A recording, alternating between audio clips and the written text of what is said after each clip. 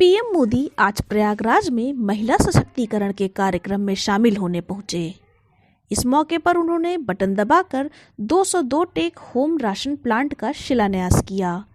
इसके साथ ही उन्होंने 60 लाख स्वयं सहायता समूहों के खातों में 1000 करोड़ रुपए ट्रांसफर किए। इससे 16 लाख महिलाओं को मदद मिलेगी। इसके पहले उन्होंने बैंकिंग सखियों, स्वयं सहायता समूह की महिलाओं और कन्या सुमंगला योजना की लाभार्थियों से बात की। इस मौके पर पीएम मोदी ने कहा कि बेटियों के लिए शादी की उम्र को 21 साल करने का प्रयास किया जा रहा है। देश ये फैसला बेटियों के लिए कर रहा है, लेकिन किसको इससे तकलीफ हो रही है, ये सब देख रहे हैं। पीएम मोदी ने कहा कि मैं महिला स्वयं सहायता समूह की बहनों को आत्मनिर्भर भारत की चैंपियन मानता हूँ। स्वयं सहायता समूह असल में राष्ट्र सहायता समूह हैं। राष्ट्रीय आजीविका मिशन के तहत 2014 से पहले के 5 साल में जितनी मदद दी गई, बीते 7 साल में उसमें लगभग 13 गुना बढ़ोतरी भी की गई। पीएम मोदी ने कहा कि बेटियों के लिए शादी की उम्र को 21 साल करने का प्रयास किया जा रहा है। देश ये फैसला बेटियों के लिए कर रहा है, लेकिन इसको किससे किससे तकलीफ हो रही है, ये सब देख रहे हैं। साथ ही पीएम मोदी ने कहा कि बेटियां कोख में ही ना मारी जाएं, वो जन्म लें। इसके लिए हमने बेटी बचाओ बेटी पढ़ाओ अभियान के माध्यम से समाज की चेतना को जगाने का प्रयास किया। आज परिणाम यह है कि देश के अनेक राज्यों में बेटियों की संख्या में बहुत वृद्धि हुई है। वहीं पीएम मोदी ने कहा कि हमने गर्भवती महिलाओं के टीकाकरण, अस्पतालों में डिलीवरी और गर्भावस्था के दौरान पोषण पर विशेष ध्यान दिया। प्रधानमंत्री मातृ वंदना योजना के तहत गर्भावस्था के दौरान 5000 रुपये महिलाओं के बैंक खाते में जमा किए जाते हैं, ताकि वो उचित खान पान का ध्यान रख सकें। कार्यक्रम में केशरी देवी पटेल ने कहा कि पीएम मोदी और सीएम योगी की कोशिशों के चलते यूपी में महिलाएं लगातार सशक्त हो रही हैं।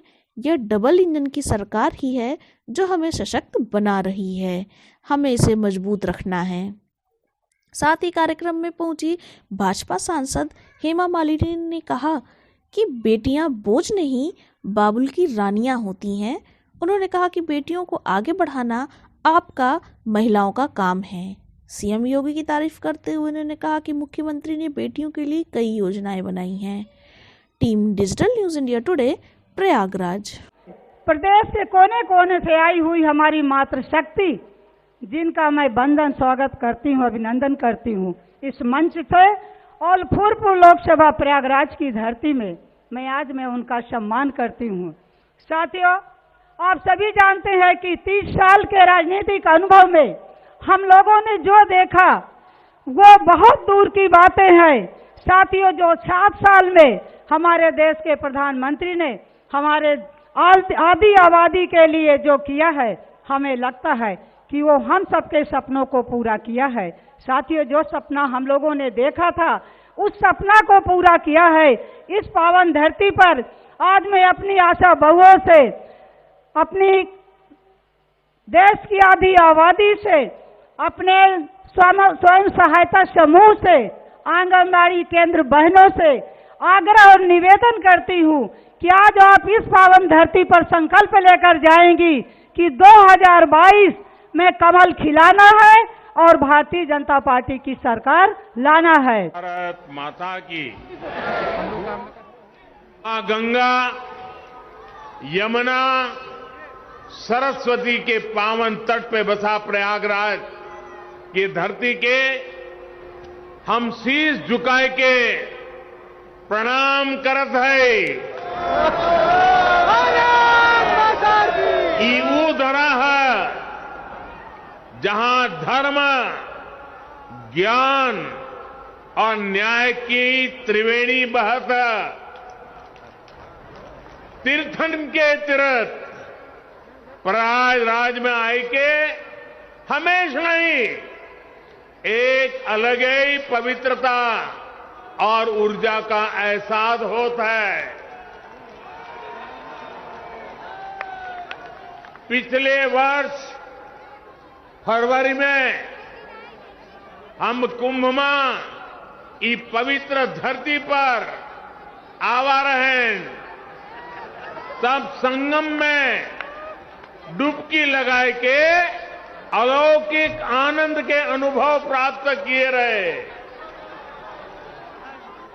तीर्थराज प्रयाग की ऐसी पावन भूमि को मैं हाथ जोड़कर प्रणाम करता हूं। शहर हो या गांव, महिलाओं के लिए हमारी सरकार हर छोटी बड़ी मुश्किलों को ध्यान में रखते हुए फैसले ले रही है। कोरोना के इस कालखंड में आपके घर का चूल्हा जलता रहे, इसके लिए मुफ्त राशन देने की व्यवस्था हमारे ही सरकार ने की है। महिलाएं रात की पाली में भी काम कर सके, इसके लिए नियमों को आसान बनाने का काम हमारी ही सरकार ने किया।